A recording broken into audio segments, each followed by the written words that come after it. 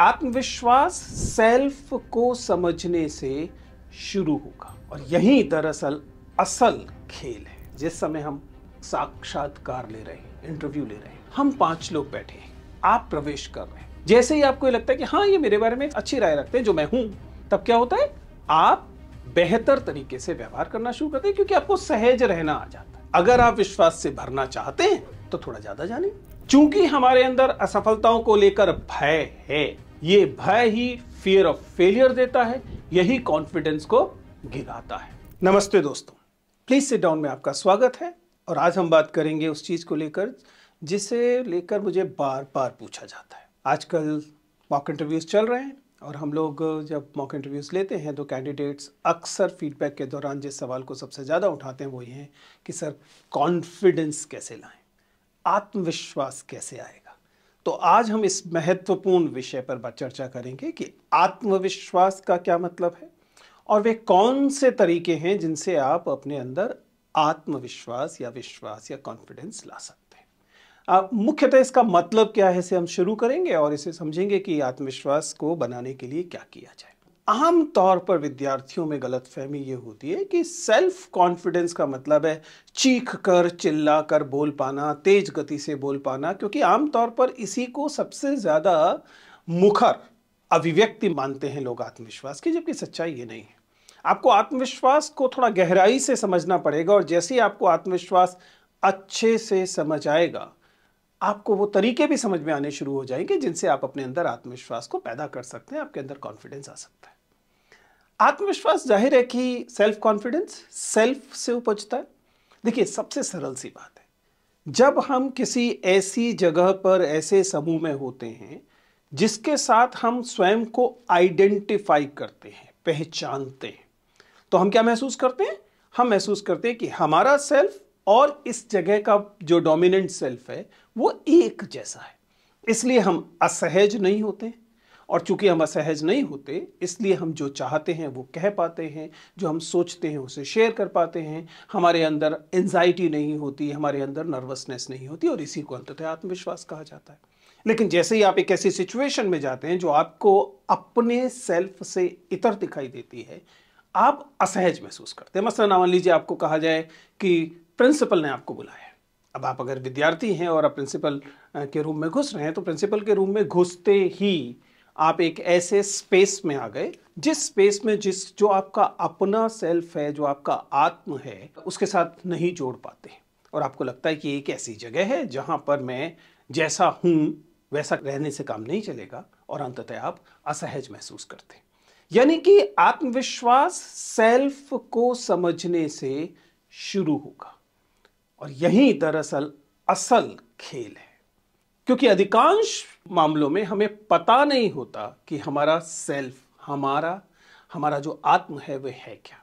और ये कोई नई बात नहीं है, क्योंकि सही बात यह है कि 20वीं शताब्दी के शुरू में तमाम मनोवैज्ञानिक इस बात से जूझ रहे थे और तब से आज तक जूझ रहे हैं ये समझ पाने में कि दरअसल सेल्फ का मतलब क्या है। मसलन मैं एक शानदार कोट आपको देता हूं। सोशियोलॉजिकल चार्ल्स हॉर्टन ने दूसरे दशक में 20वीं शताब्दी के इस बात को कहा कि I am not what I think I am not what you think I am what I think you think I am.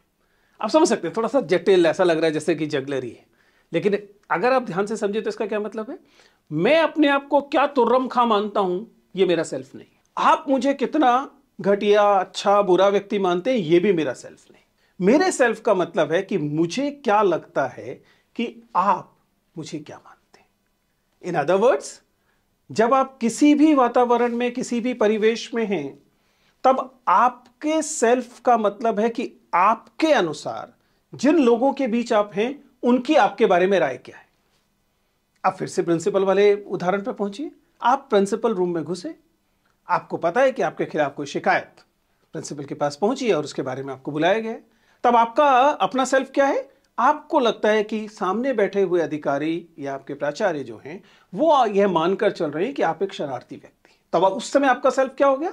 आपका सेल्फ यही शरारती व्यक्ति हो गया, और इसी कारण आपका आत्मविश्वास गिरा पड़ा रहेगा, क्योंकि आपको शरारती माना जा रहा है, आप पर आरोप हैं, इत्यादि इत्यादि। अब इसका क्या मतलब है? इसका मतलब है कि यदि आप सेल्फ कॉन्फिडेंस बढ़ाना चाहते हैं तब आपको अपने बारे में अन्य लोगों की राय को इस प्रकार, देखिए आप लोगों की राय नहीं बदल सकते, और वैसे भी लोग आपके बारे में क्या राय रखते हैं ये आपका सेल्फ है ही नहीं, जैसा हमने कहा। तो आपका सेल्फ क्या है? आप अन्य लोग आपको कैसे देख रहे हैं इस राय को ठीक करें। अगर आप इस समाजशास्त्री हॉर्टन कुले के हिसाब से चलें तो आपको क्या करना है? आपको यह मानना है, आपको यह समझना है कि आपके बारे में लोगों की राय, जो उस समय इर्द गिर्द जो लोग हैं उनकी राय बहुत बुरी नहीं है, या सबसे महत्वपूर्ण बात, वे आपको अपने जैसा या अपने समूह का ही हिस्सा मान रहे हैं।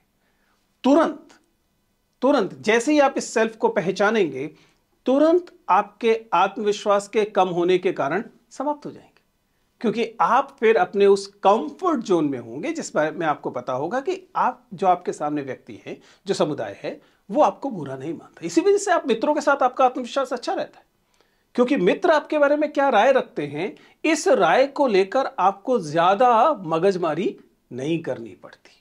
तो आपको करना क्या है? आप जिस भी परिवेश में जा रहे हो उस परिवेश के विषय में अपने आप को यह यकीन दिलाएं कि यह जो समुदाय है, जो समूह है जिसमें आप प्रवेश कर रहे हैं, वे आपके बारे में सहज सुखद राय रखता है। मैं ये नहीं कह रहा कि वो आपको बहुत महान मानता है, ये जरूरी नहीं है।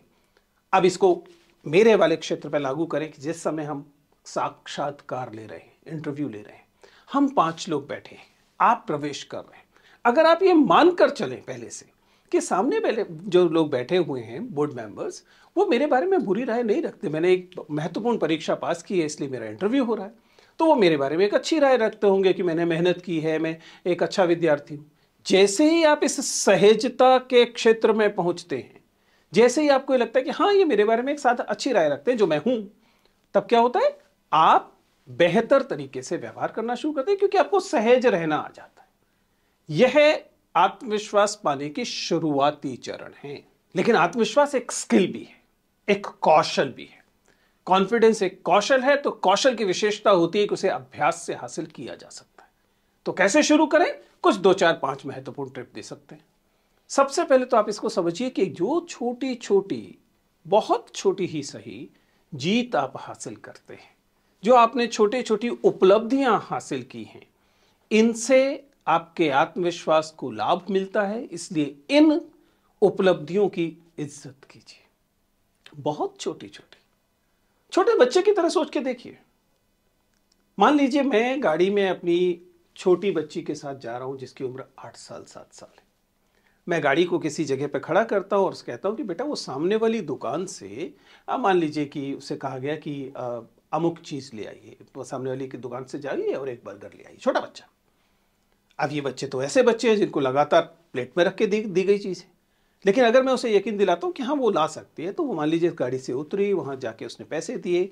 जब वह उस बर्गर को लेकर या उस कॉफ़ी को लेकर या उस सामान को लेकर उस दुकान से निकलेगी, उस समय आप उसके चेहरे को देखिए, उसने एक उपलब्धि हासिल की है। छोटी सी चीज़ है लेकिन उसने एक उपलब्धि हासिल की। ऐसे ही आपकी ज़िंदगी की जो छोटी छोटी उपलब्धियां हैं उनकी इज्जत कीजिए। आप पाएंगे कि वे आपके आत्मविश्वास के लिए बहुत महत्वपूर्ण, बहुत ही ज़रूरी किस्म की चीज़ करती हैं। आपका आत्मविश्वास इससे उठता है। दूसरी चीज़, अज्ञानता आपके बारे में केवल आपकी राय को नहीं, बल्कि आपकी इस राय को भी प्रभावित करती है कि दूसरे आपको कैसे देख रहे हैं। यदि आपको जानकारी कम है तो स्वाभाविक तौर पर आपको लगातार लगेगा कि मैंने जैसे ही मुंह खोला सामने वाले लोग हंसेंगे, क्योंकि मुझे तो कुछ पता ही नहीं। In other words, knowledge is power.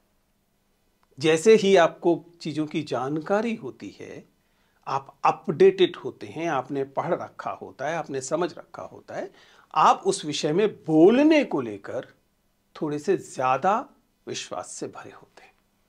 इसका रिवर्स भी ट्रू है। अगर आप विश्वास से भरना चाहते हैं तो थोड़ा ज्यादा जानिए। तो जिस भी क्षेत्र में आप जा रहे हैं, चाहे ये साक्षात्कार हो, चाहे ये किसी सेल्स मीटिंग में जा रहे हो, चाहे कोई नेगोशिएशन हो, चाहे प्रेम का प्रस्ताव देने जा रहे हैं, जिस भी स्थिति में जा रहे हो, उसके लिए जो महत्वपूर्ण ज्ञान का अंश है, नॉलेज डोमेन है, उसके बारे में जानिए।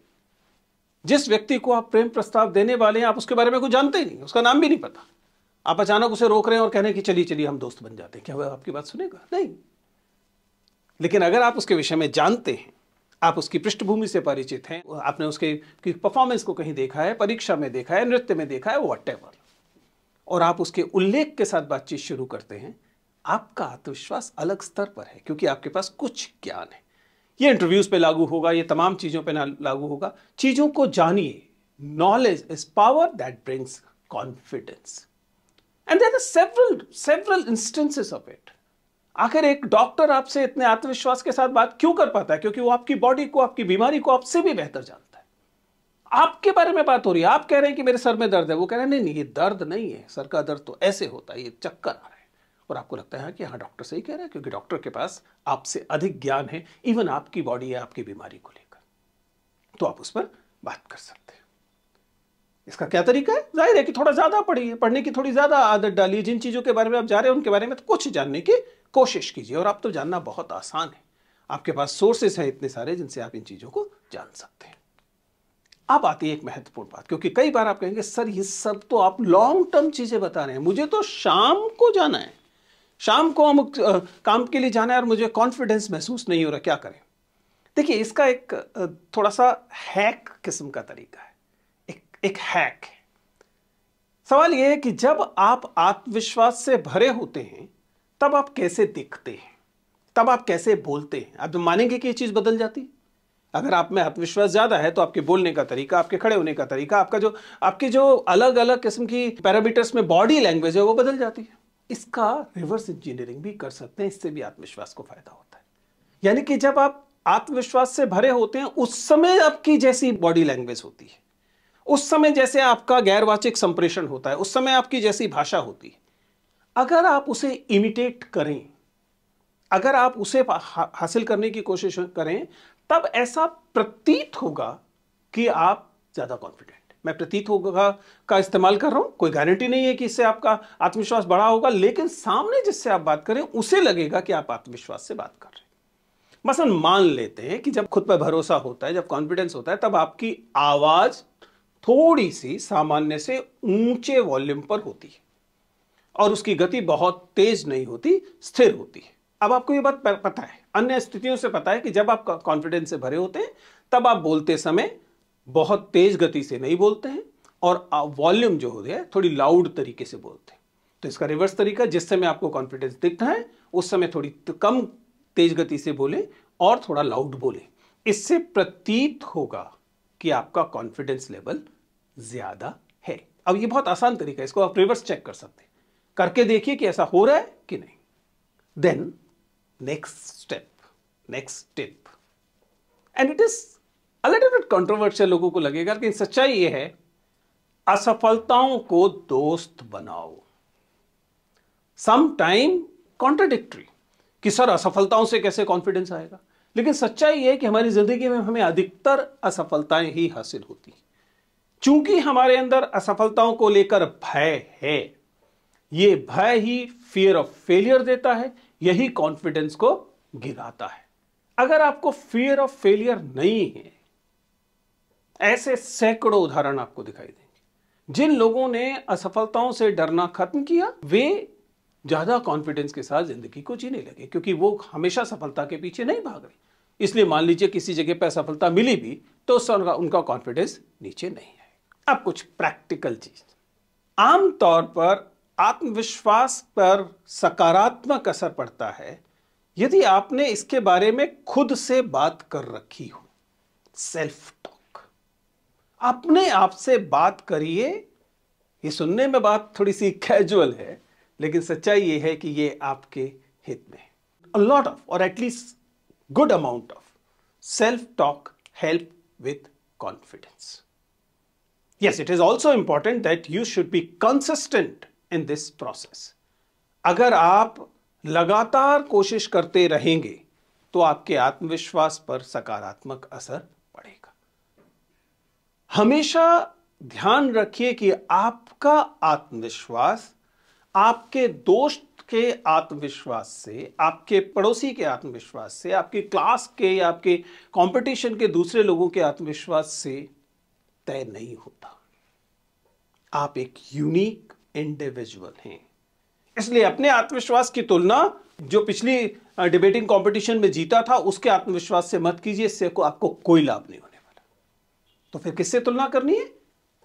यस्टरडे ऑफ योरसेल्फ, बीते गए कल की तुलना में अगर आज आप बेहतर कर रहे हैं तो आपका आत्मविश्वास आज बीते हुए कल से अच्छा होगा और आने वाले कल को आपका आत्मविश्वास आज से भी अच्छा होगा। यानी कि if you have to compare yourself with past of yourself, क्योंकि इससे क्या होगा? इससे आप इंक्रीमेंटली इंप्रूव कर रहे होंगे। और दूसरी चीज, दूसरों से तुलना नहीं करनी है, लेकिन इंस्पिरेशन जहां से मिले ले लेनी, प्रेरणा जहां से मिलती है लीजिए। यह भी आपके आत्मविश्वास के लिए सकारात्मक चीज होगी।